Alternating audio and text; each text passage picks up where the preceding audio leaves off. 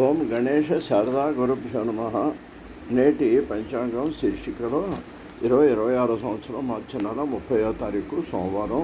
సంప్రదాయంలో చెప్పినట్లయితే స్వస్తి స్త్రీ చాంద్రమాన స్వస్తి పరాభవ నవ సంవత్సరము, ఉత్తరాయణము, వసంత ఋతువు, చైత్రమాసం, శుక్లపక్షంలో శుద్ధ ద్వాదశి ఉదయం 7:44 వరకు ఉంది. తర్వాత త్రయోదశి తిథి వస్తుంది. మఖా నక్షత్రం పగలు 3:18 వరకు ఉంది. రాత్రి వర్జం 11:18 నుంచి 12:50 వరకు వర్జం ఉంది. దుర్ముహూర్తం సోమవారం ఉదయం 12:30 నుంచి 1:19, మళ్ళీ మధ్యాహ్నం 2:49 నుంచి 3:40 వరకు దుర్ముహూర్తం ఉంది. మరి ఉదయం 7:30 తర్వాత త్రయోదశి వచ్చింది. సోమవారం మంచిదే కాబట్టి ఏదైనా పనులు అవి చేసుకోవడానికి మంచిదని చెప్పుకోవచ్చు. వర్జ్యం దుర్ముహూర్తం మినహాయించుకొని ఇంకా మీ తారాబలం చూసుకొని ఏదైనా పనులు కార్యక్రమాలు అవి చేసుకోవచ్చు. ఈరోజు సోమవారం కాబట్టి సోమవారం ఏంటంటే శివుడికి ప్రీతికరమైనటువంటి రోజు.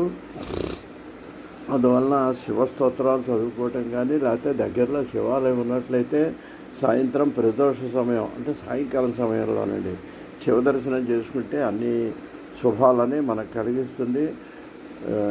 కుటుంబ సమేతంగా పిల్లలతో కూడా కనీసం ఏదో ఒక శనివారమో, ఆదివారమో, సోమవారమో ఏదో ఒక్కొక్క వారం, ఇలా అయితే శనివారం ఏదో వెంకటేశ్వర స్వామి గుడికి, మరి లేకపోతే ఆంజనేయ స్వామి గుడికి, ఇలాగా సోమవారం శివాలయానికి ఇట్లా వెళ్ళినట్లయితే శివకేశవ అభేదం అంటే శివుడికి కేశవుడికి భేదం లేదనే విషయం కూడా మనం పిల్లలకి తెలియచేయాలి.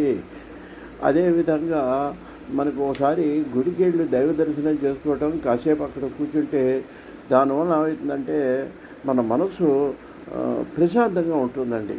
ఈ ఒక్కసారి దేవాలయంలో అరుగు మీద కూర్చొని ఒక 10 నిమిషాలు ప్రశాంతంగా ఉండి ఏదైనా స్తోత్రాలు చదువుకుంటే మనస్సు చాలా ప్రశాంతంగా ఉంటుంది. కాబట్టి ఈ యొక్క ఆలోచనలు, ఇబ్బందులు అవన్నీ పోతాయి. కాబట్టి దైవ దర్శనం మంచిది. శివాలయానికి వెళ్ళినప్పుడు అక్కడే మనకి నవగ్రహ మండపాలు కూడా చాలా చోట్ల ఉంటాయి. వాటికి కూడా ఒకసారి ప్రదర్శనం చేసి ఈ శ్లోకం ప్రతి పంచాంగంలో ప్రతి చోట చాలామందికి వచ్చే ఉంటుంది. ఆదిత్యాయ చ సోమాయ మంగళాయ బుధాయ చ గురు శుక్ర శనిభ్యశ్చ రాహవే కేతవే నమః అనే దాన్ని చదువుతూ కనుక ప్రదర్శన చేసుకుంటే ఏ గ్రహం వల్ల ఏ బాధ ఉన్నా కూడా ఆ ఇబ్బంది లేకుండా ఉంటుందని పెద్దవాళ్ళు చెప్తారు. తర్వాత ఇంకోటి ఏంటంటే ఈ యొక్క ద్వాదశి అండి